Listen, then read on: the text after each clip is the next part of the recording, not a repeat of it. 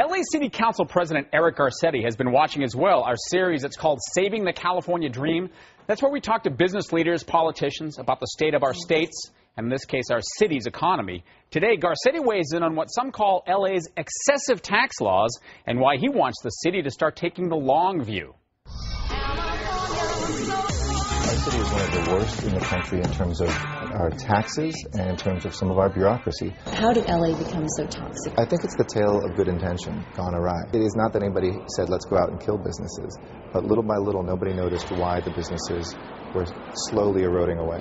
We have to change the culture from a culture that rewards bureaucrats for finding violations and fines to a culture that rewards them for every business they get opened, in the speed that they get it opened in, and how many jobs we create. There's a very long-term cost to living cheap in the short term. And right now, as I'm trying to abolish this gross receipts tax, I've got a lot of budget guardians here who are bureaucrats saying, we can't afford to not collect those taxes.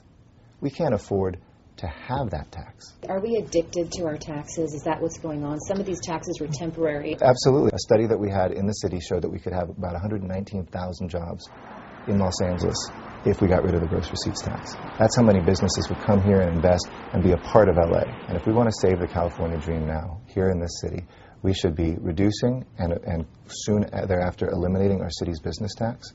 We should also be making sure that we have a guarantee that when somebody wants to open up a business, there's a set number of days in which we will deliver what we have to do. With 14.8% unemployment, isn't it time?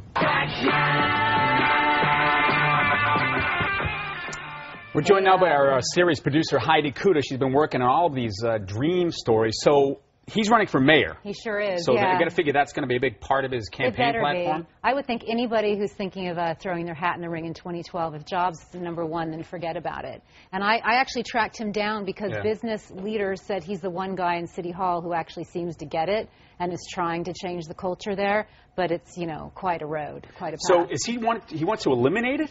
Yeah, okay, the gross receipts tax, just to put it in perspective, it's 9.5 times more in the city of LA than it is in the rest of the county on average. And that's huge with businesses looking at it going, I don't want to have to pay this additional million. That's why we see move to neighboring cities. Yeah, that's right. And that's, you know, we've seen it before. Well, they'll go to a city 4 miles north that doesn't have the gross receipts tax. So that's a huge issue for a lot of people. He wants to eliminate that, get rid of the business tax, and start weaning Los Angeles off of some of these taxes, you know, that they need in the short term so we can have more business in the long term. But with the budget problems, they're not going to give up revenue sources, right? No, they're not, and they're fighting him tooth and nail on it. However, if they don't start taking a long view, businesses will continue to flee. And at a 15%, you know, 14.8% unemployment in the city of Los Angeles, that's a staggering number. Yeah, it's huge. So that's what he's trying to deal with.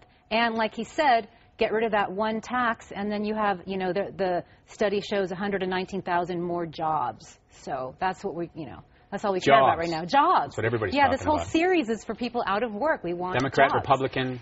I love this. He's a Democrat talking like a conservative, and I think you're going to hear more of that in 2012, too, because jobs and the economy. Forget about 57 or 58 on the list. Number one, jobs.